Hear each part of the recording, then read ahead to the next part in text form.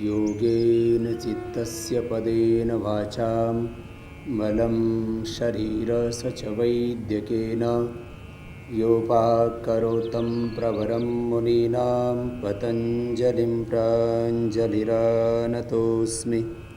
ॐ शान्ति शान्ति शान्तिः। जितनी पुरानी ये सृष्टि है उतनी ही पुरानी योग की संस्कृति है। मैं 9 साल की उम्र से योग करता हूँ। भगवान की कृपा से लगभग 20 करोड़ लोगों को प्रत्यक्ष रूप से और सैकड़ों करोड़ लोगों को टीवी और दूसरे माध्यमों से योग सिखाने का भगवान ने मुझे निमित्त बनाया।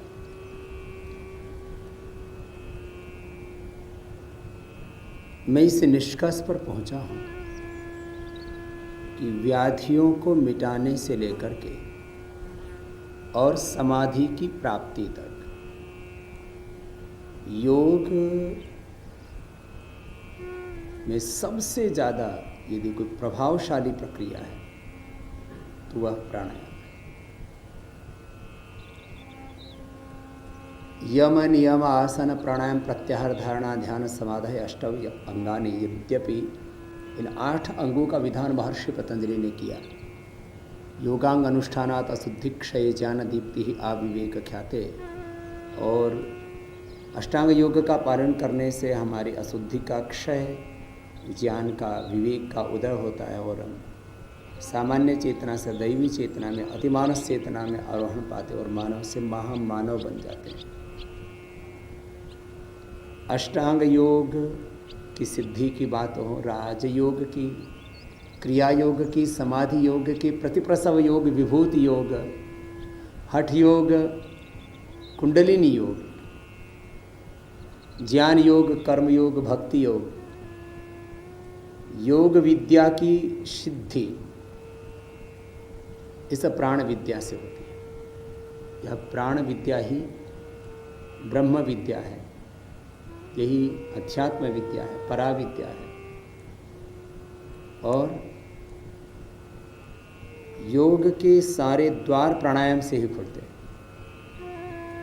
मैंने स्वयं सामान्य आसनों से लेकर के कठिन आसनों का अभ्यास किया है और आज भी करता हूँ, लेकिन फिर भी मैं आपसे कह रहा हूँ, यदि योग से होने वाले बेनिफिट्स की बात की जाए तो 99% जो बेनिफिट्स हैं वो मूलतः प्राणायाम से होते हैं।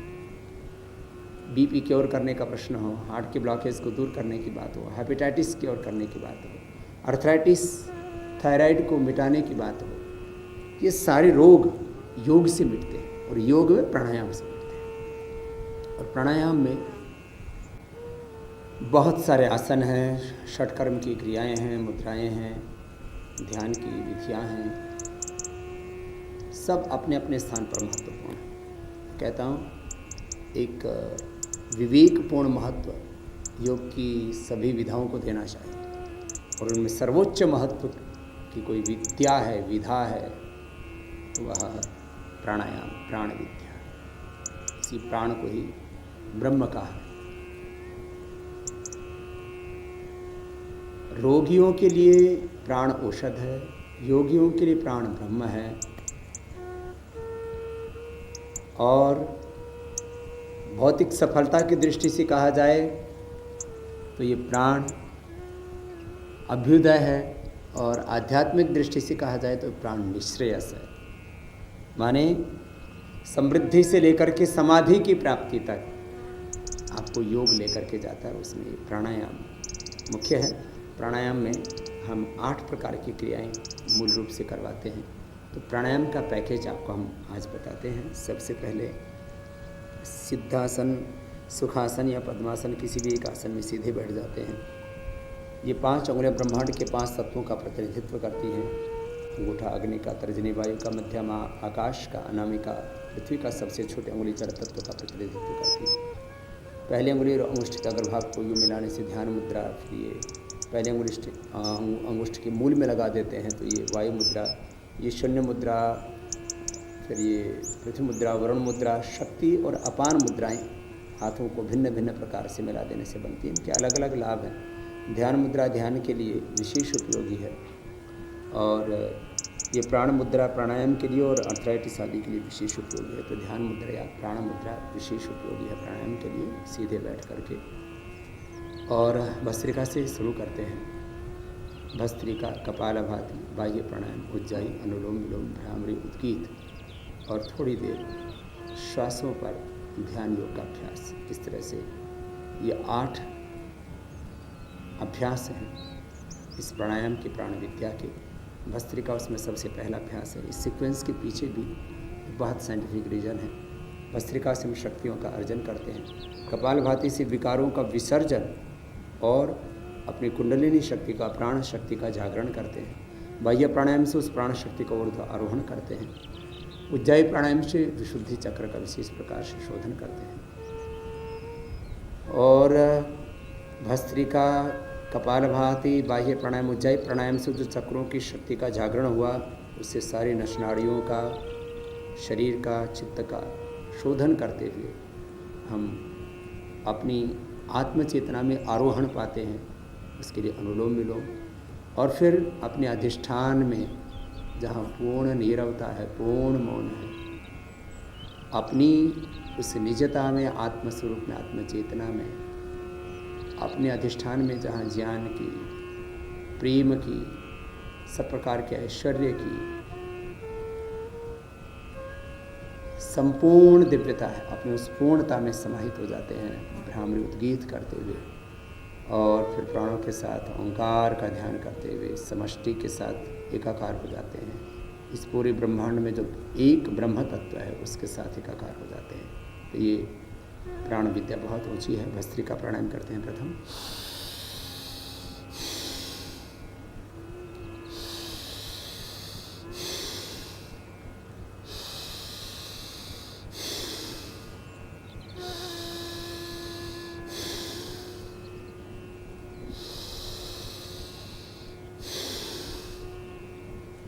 ऐसे 5 सेकंड में लेना, 5 सेकंड में छोड़ना। सामान्य गति से, मध्यम गति से, यदि पूर्ण स्वस्थ हैं तो तीव्र गति से भी कर सकते हैं। यदि आपको कोई रोग नहीं है तो आप तेज़ी से ऐसे भी कर सकते हैं, लेकिन शर्त है आपका पूर्ण निरोगी होना जरूरी है। उच्च रक्तचाप, हृदय रोग, हर्निया, कमर में दर्द, कमजोरी, कोई व्याधि विशेष है शरीर में तो बिल्कुल नहीं करना तेज़ी से। भस्त्रिका, कपालभाति, अनुलोम विलोम, ये सारे प्राणायाम तीव्रतापूर्वक भी कर सकते हैं जो यंगस्टर्स हैं। जैसे कपालभाति वैसे तेजी से कर सकते हैं।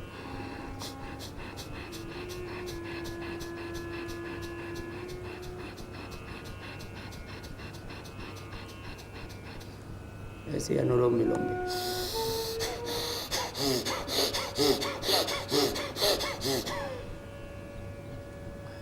इससे हम एकदम शून्य में चले जाते हैं, पूर्ण मौन में चले जाते हैं, अपने स्वरूप में, अपने अधिष्ठान में, अपने मूल चेतना में, अपनी मूल प्रकृति में, मूल स्वभाव में अवस्थित हो जाते हैं। योग चित्त वृत्ति निरोध तदा दृष्टु स्वरूप अवस्था। भस्त्रिका प्राणायाम 5 मिनट करना। ये अस्थमा के लिए, अर्थराइटिस के लिए, डायबिटीज़ के लिए, कैंसर के लिए। पंच प्राण, पंचोपप्राण, पंचभौतिक देह, पंचकोश, पंच ज्ञानेन्द्रियाँ, पंच कर्मेंद्रियाँ, अंतःकरण चतुष्ट है, और पूरे अस्तित्व को ऊर्जा देने के लिए, शक्तियों के अर्जन के लिए चारों ओर से इस ब्रह्मांड में जो दिव्य शक्तियाँ हैं उनका हम आधान करते हैं भस्त्रिका के द्वारा। ऑक्सीजन का इंटेक तो एक इसका पहलू है भस्त्रिका का।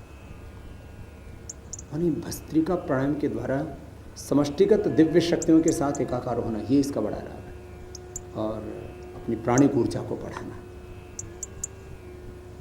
कि भस्त्रिका प्राणायाम ऐसे 5 मिनट करना। कपालभाति प्राणायाम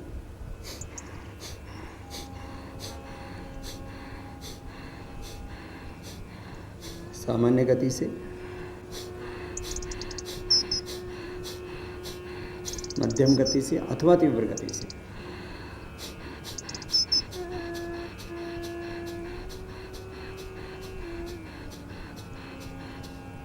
गति का चयन अपनी शक्ति और सामर्थ्य के अनुसार करें।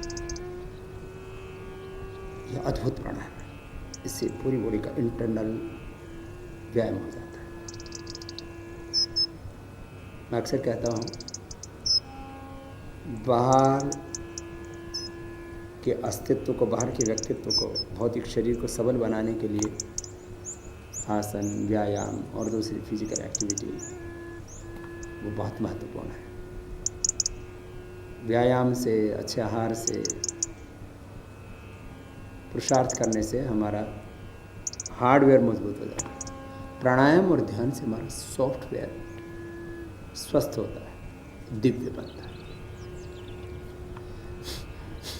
ये इंटरनल एक्सरसाइज है। यूट्रस में फाइब्रोस, ओवरी में सिस्ट, पॉलीसिस्टिक ओवरीज हो, ओवम पूरा न बनता हो, पुरुषों को स्पर्म पूरा न बनता हो, reproductive, excretive, digestive, skeleton, circulatory, respiratory, nervous system, sympathetic, parasympathetic, hypothalamus, autoimmune system, voluntary system, autonomic system. एक स्टेम सेल टिश्यू से लेकर के पूरे ऑर्गन्स, पूरा सिस्टम बैलेंस हो जाता है प्राणायाम से, ऑर्डर में आ जाता है प्राणायाम से। बहुत अद्भुत है ये कपालभाति प्राणायाम।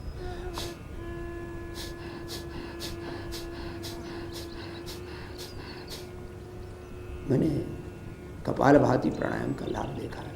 हजारों, लाखों, करोड़ों लोगों की जिंदगी बदल गई, जीवन बदल गया, दृष्टि बदल गई, दृष्टिकोण बदल गए।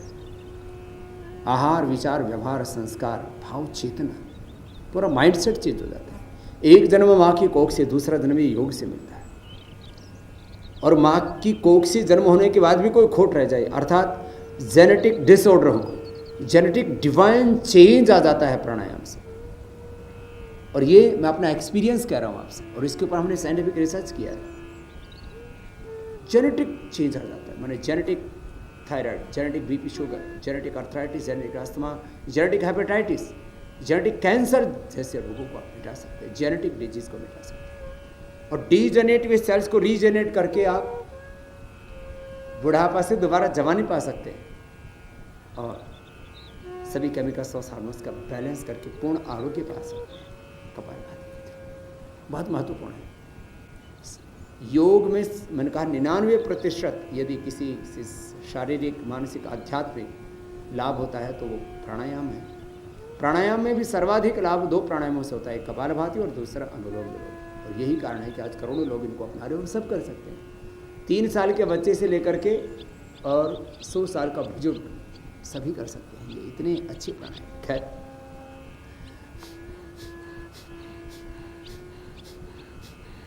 ये करना है। और इसके जो मुख्य लाभ हैं इस पूरे प्राणायाम के, कपालभाति के तो खास हैं, इससे तो पूरा आंतरिक व्यायाम हो जाता है पूरे शरीर का, और इनका इससे डिवाइन चेंज आता है, दिव्य जन्म मिलता है, कल्प वृक्ष की तरह योग, दूसरा जन्म मिलता है योग से, और कल्प वृक्ष की तरह योग में जो संकल्प करते हैं प्राणायाम करते करते वैसे ही हम हो जाते हैं।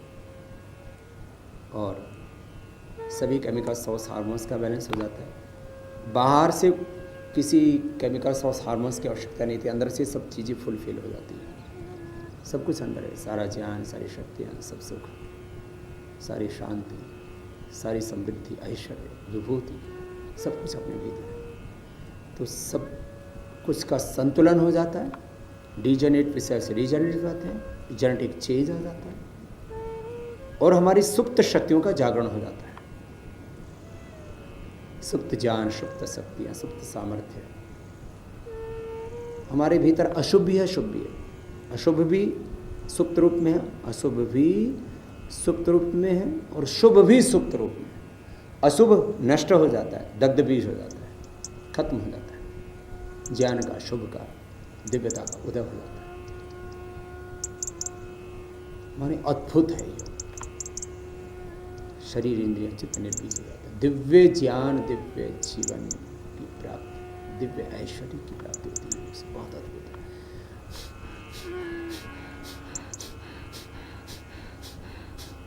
जिन लोगों को आधुनिक औषधियों से, मैंने एलोपैथी की मेडिसिन से जिनको हम कंट्रोल कर पाते थे, उन बीमारियों को हमने क्योर किया। थायराइड की बीमारी क्योर किया हमने, हार्ट की बीमारी क्योर की, कैंसर तक क्योर किया, हेपेटाइटिस, आर्थराइटिस तक हमने क्योर किया लोगों का। तो उसमें आधा घंटे से 1-1 घंटा हमने कपालभाति अनुलोम विलोम करवाया है। अद्भुत है। यदि मैं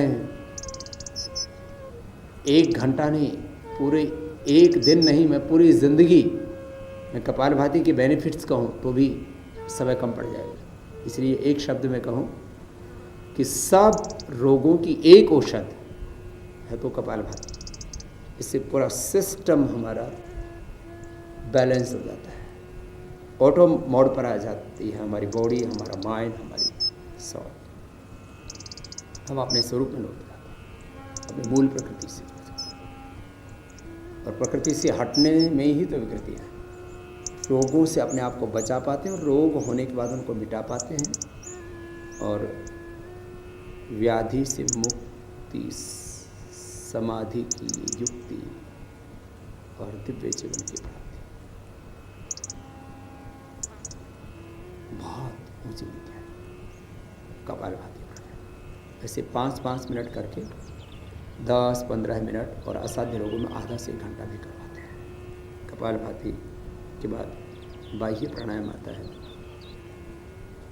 कपालभाति के बारे में कुछ भ्रांतियाँ हैं कि उच्च रक्तचाप के रोगियों को, हृदय रोगियों को नहीं करना चाहिए। मैं इतना ही कहूँगा, सहज गति और मध्यम गति से सभी कर सकते हैं, कोई हानि नहीं, प्रश्न ही नहीं। हाँ, और पेट का ऑपरेशन आदि हुआ हो तो 6-8 महीने बाद धीरे धीरे करना चाहिए। गर्भवती महिलाओं को कपालभाति नहीं करवाते। गर्भवती महिलाओं को भस्त्रिका, धीरे धीरे अनुलोम विलोम, भ्रामरी, उद्गीत, श्वासों पर ध्यान, ज़्यादा गर्मी पड़ी हो तो शीतली, शीतकारी, चंद्रभेदी, सूर्यभेदी आदि प्राणायाम, थायराइड की प्रॉब्लम हो तो उच्चाई, वो एक अलग परिस्थिति है। कपालभाति के बाद बाह्य प्राणायाम।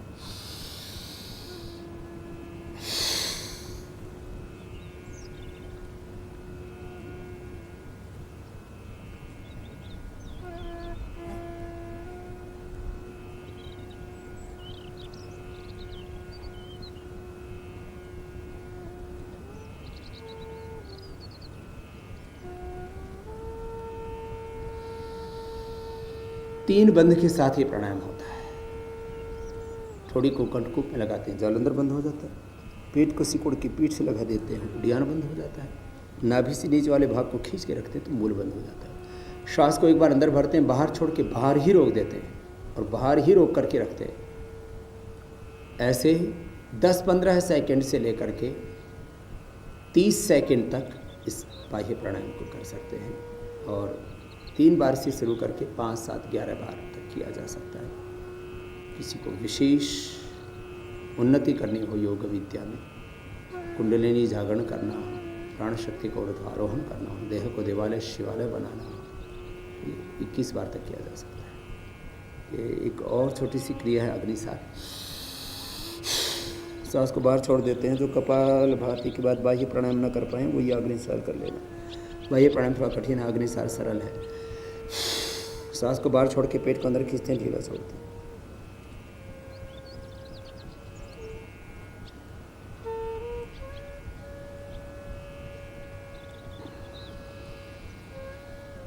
और अभ्यास होने के बाद आप नौली क्रिया भी कर सकते हैं।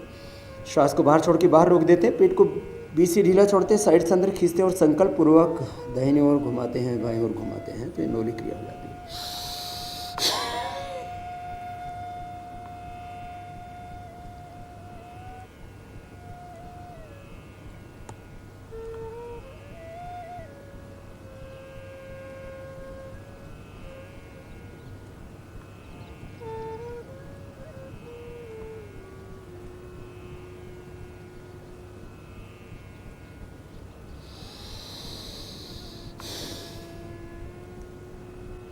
उज्जाई प्राणायाम में भी 3, 5, 7, 11 बार तक किया जा सकता है। गले, थायराइड के लिए, समर्जिंग सिर्फ एपनिया के लिए, टॉन्सिल के लिए, थ्रॉट इन्फेक्शन के लिए बहुत अच्छा है। गले को टाइट करके श्वास को अंदर भरते हैं, थोड़ी देर यथाशक्ति अंदर रोक करके दाएं नाक को बंद करके बाएं से बाहर छोड़ देते हैं।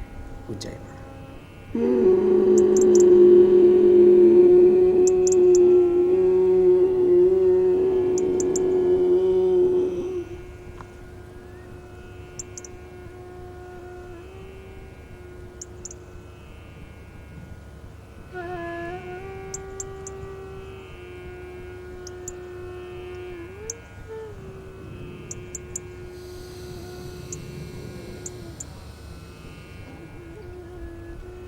ऐसे 3 से लेके 5, 7, 11 बार तक करना चाहिए।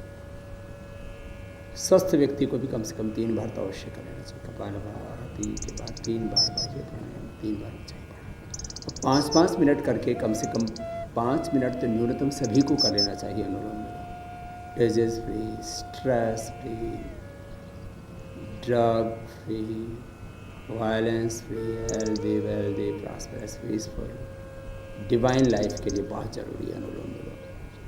5-5 मिनट करके 10-15 मिनट। असाध्य रोगों में तो मैंने कहा ना, एसएलएमएस, ऑटोइम्यून डिजीज़, कैंसर जैसे रोग हो जाते हैं, तो हम आधा घंटे से 1 घंटे तक करवाते हैं अनुलोम विलोम प्राणायाम से। 72 करोड़ 72 लाख 10,201 नस नाड़ियाँ, अष्टचक्र, 9 द्वार शुद्ध हो जाते हैं, दिवाला बन जाता है। हम अपने स्वरूप में, अपनी पूर्णता में, अपनी निजता में, अपनी मूल चेतना में गहरे उतर जाते हैं। अनुलोम विलोम प्राणायाम बाएं से शुरू करते हैं। बाएं चंद्रेश्वर है, दाएं सूर्येश्वर है।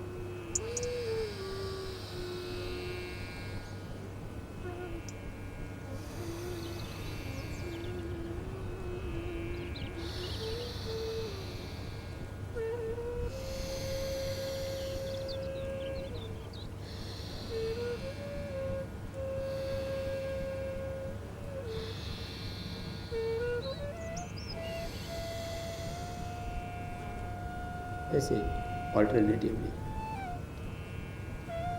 ब्रीदिंग करते रहना। जब थक जाए तब रुक जाए, 5 मिनट के बाद 1 मिनट रुक सकते हैं, और अभ्यास के बाद फिर लगातार कर सकते हैं। अनुलोम विलोम के बाद भ्रामरी 3, 5, 7, 11 बार तक कर सकते हैं। फिर उद्गीत प्राणायाम, आज्य चक्र में मन को टिकाते हैं। सारे प्राणायाम आप ओमकार के ध्यान के साथ कीजिए। ओम का ध्यान करने से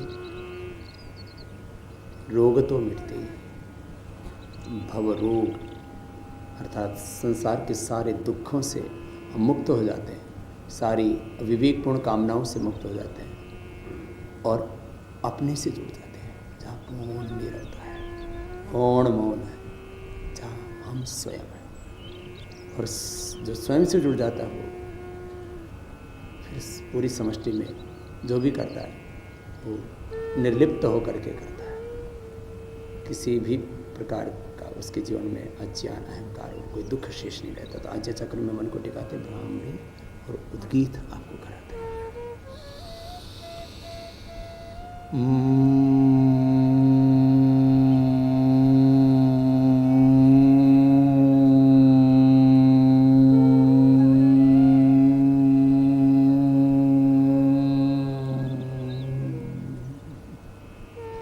कान अंगूठे से बंद हो जाते हैं, मुख भी बंद है। पहले उंगली माथे पर, शीर्ष 3 उंगली आँखों पर होती है।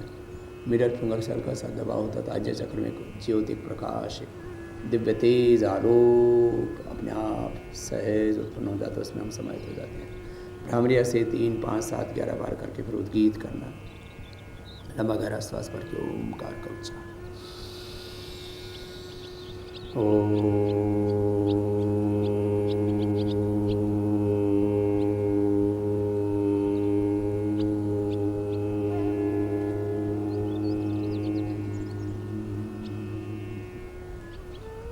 ऐसे लंबा गहरा सांस भर के ओम का नाद करना। फिर आज्ञा चक्र से लेकर के पूरे सृष्टि चक्र में भगवान की महिमा को अनुभव करना। भगवान की महिमा को अनुभव करना ये योग में स्तुति कही जाती है। और भगवान से दिव्य ज्ञान, दिव्य प्रेम, दिव्य करुणा, दिव्य शक्ति, दिव्य सामर्थ्य की याचना करना। अपनी अकिंचनता को अनुभव करना कि सब कुछ का आधार भगवान ही है, इसको प्रार्थना कहा जाता है। और प्रभु के साथ फिर एकाकार हो जाना, इसको उपासना कहते हैं। स्तुति, प्रार्थना, उपासना पूर्वक योग करना, ध्यान करना। इस सारी सृष्टि को बनाने वाला भगवान जिन तत्वों से बनाता है वो प्रकृति, और जिसके लिए बनाता है वो हम सब आत्माएं हैं।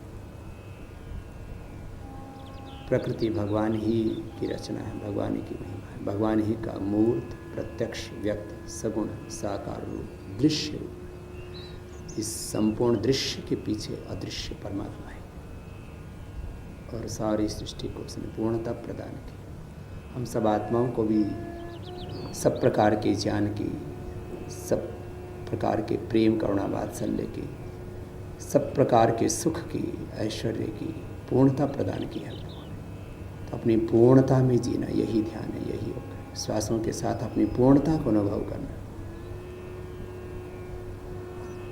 और सदा प्रसन्न रहना अपनी निजता में, पूर्ण मौन में, पूर्ण निरवता में, अपने स्वरूप में, अपने अधिष्ठान में, अपनी पूर्णता में ऐसे पूर्ण काम होकर के रहना, ये योग है। ऐसे 1-2 मिनट से लेकर आप 5 मिनट तक ध्यान करना और धीरे धीरे इस ध्यान के अभ्यास को बढ़ाना। जैसे अपनी पूर्णता में रहते हैं और जगत की परस्परता की पूरकता में जो प्रयास करते हैं, वे योगी हैं, वे कर्मयोगी हैं, वही इस संसार के श्रेष्ठ मानव है। तो हमें योग से अपने भीतर पूर्णता अनुभव करते हुए परस्परता में पूरकता हेतु विश्व बंधुत्व, सह अस्तित्व और एकत्व के मार्ग पर चलते हुए एक ही सच्चिदानंद भगवान के हम सब संतानें और वही परमात्मा सबको बनाने वाला, सबके भीतर समाने वाला और सबको अंत में अपने भीतर समा लेने वाला है। तो ऐसे योग के इन सार्वभौमिक वैज्ञानिक और पंथ निरपेक्ष सिद्धांतों पर चलते हुए विश्व बंधुत्व, सह अस्तित्व और एकत्व के मार्ग पर चलते हुए हम सब मिलजुल करके रहें, यही योग है। योग माने जोड़ना, योग माने अदृश्य जो दिव्य सत्ता उसके साथ जुड़ जाना। तो योग करेंगे तो हमारा बाह्य जीवन भी और हमारा आंतरिक जीवन भी बहुत उन्नत होगा, हम भी महान होंगे और इस दुनिया में सबको महान बनाने के लिए, सबको ऊंचा उठाने के लिए हम दिव्य पुरुषार्थ करेंगे। और अंततः सत्य तो यही है, ये जीवन का अंतिम सत्य है कि हम सब ईश्वर की संतान हैं और ईश्वर के अनुग्रह से, ईश्वर प्रदत्त ज्ञान, प्रेरणा और शक्ति सामर्थ्य से हम दिव्यता के साथ आगे बढ़ते जाएं। तो सुबह सुबह प्राणायाम अवश्य करें। आपने प्राणायाम भी कर लिया तो 99% योग का लाभ आपको मिल जाएगा। सुबह सुबह प्राणायाम करें, योग करें, दिन भर कर्म योग करते हुए बाहर और भीतर से खूब स्वस्थ, सुखी और समृद्ध बने।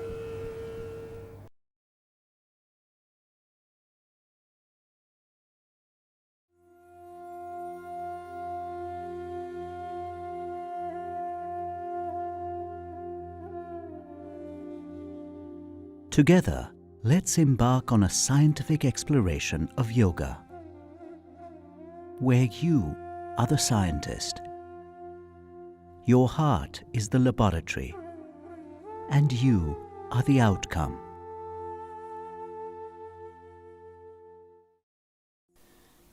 Welcome to Heartfulness Meditation.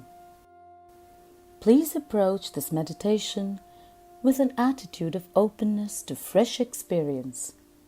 Heartfulness meditation is aided by a very subtle transformative energy called pranahuti or transmission. Choose a place where you can meditate without being distracted. Turn off your phone or any device that may disturb you. Make sure you're sitting comfortably. You can sit cross-legged or in a chair. Let your hands rest in your lap, loosely clasped. Let your eyes be closed gently. Let your back be upright but not rigid. Feel free to change your posture during meditation if you feel uncomfortable. We will begin with the simple practice of heartfulness relaxation. Once you feel relaxed, you will be guided into the heartfulness meditation.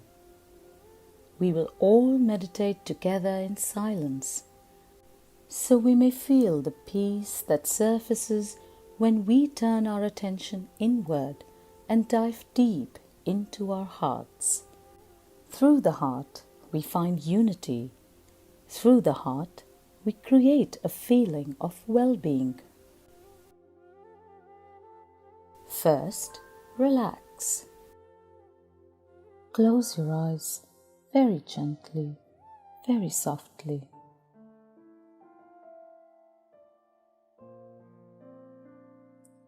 We will begin with our toes. Move your toes. Relax them. Imagine the soothing, healing energy from the earth moving up into your feet, slowly relaxing them. Feel it relax your toes, the soles of your feet, your ankles. As this energy moves upwards, relax your calves, relax your knees. Feel it relax each and every muscle in your thighs deeply. Feel both your legs becoming totally relaxed.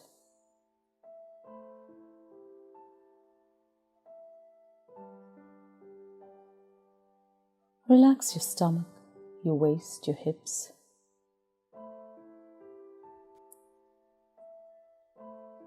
Let go of any tension or stress you may be holding there. And relax. Allow your back to soften. From your tailbone to your shoulders, feel your entire back relaxing.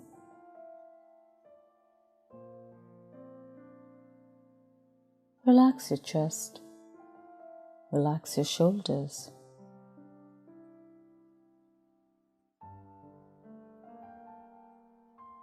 Let this healing energy from the earth melt away any tension or stress you may be holding on your shoulders.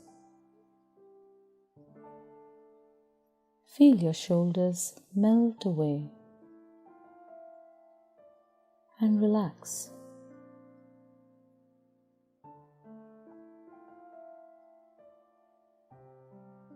As this energy moves down your arms, relax them. Feel it relax your upper arms, your elbows, your forearms, your wrists, your hands.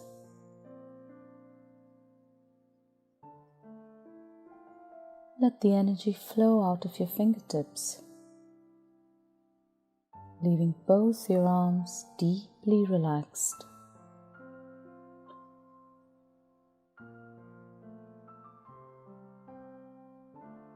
Relax all the muscles in your neck.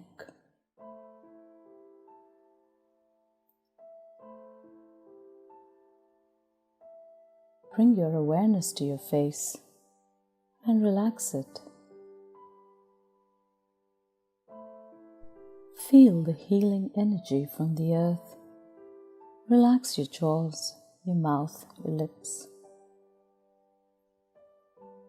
Feel your ears relax. Breathe normally. Relax your nose. Keep your eyes softly closed. Relax them.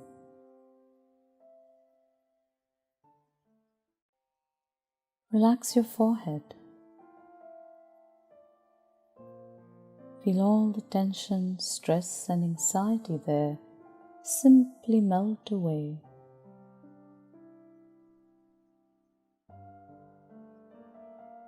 As this healing energy from the earth moves further upwards, relax your entire head all the way to the base of your skull.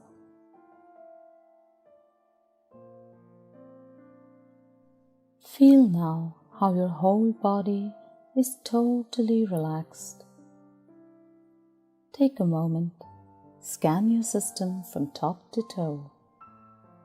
And if there is any part of your body that is still tense, painful, or unwell, feel it being immersed in the healing energy of the earth for a little while longer. When you're ready, move your attention to your heart.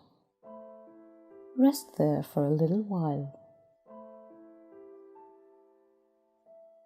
Feel immersed in the love and light in your heart. Now, we will meditate together. Make a suggestion that the source of divine light that is already present inside your heart is attracting your attention towards it. Gently relax into that feeling. Let it be a very light suggestion, without force or concentration.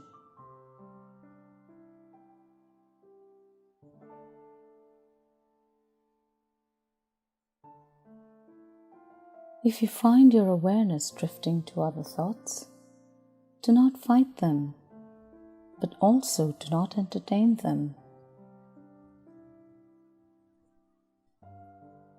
Let them be like clouds passing in the sky. Gently remind yourself that you're meditating on the source of divine light in your heart. Be open and receptive to the transmission that will be flowing into you. Allow your awareness to melt into your heart.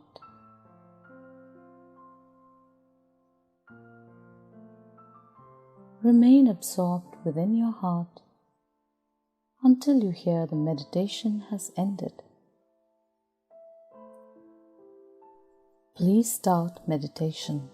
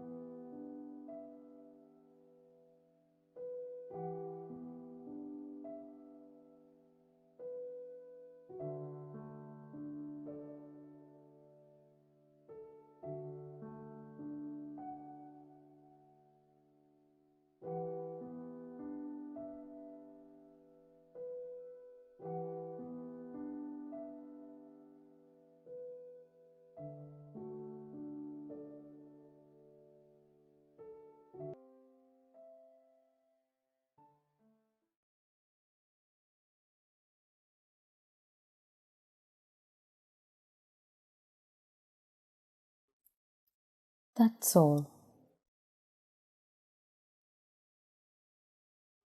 Keep your eyes closed for a little while longer and tune in to how you feel. Absorb all the peace that you have experienced. Now, imagine that this peace is expanding outward to everyone, uniting everything around you, and is encircling the world. When you open your eyes, take the time to enjoy the experience. You can write your experience in a journal. It will help you to develop awareness and observation. We thank you for expanding this feeling of peace, unity, and well-being around the world.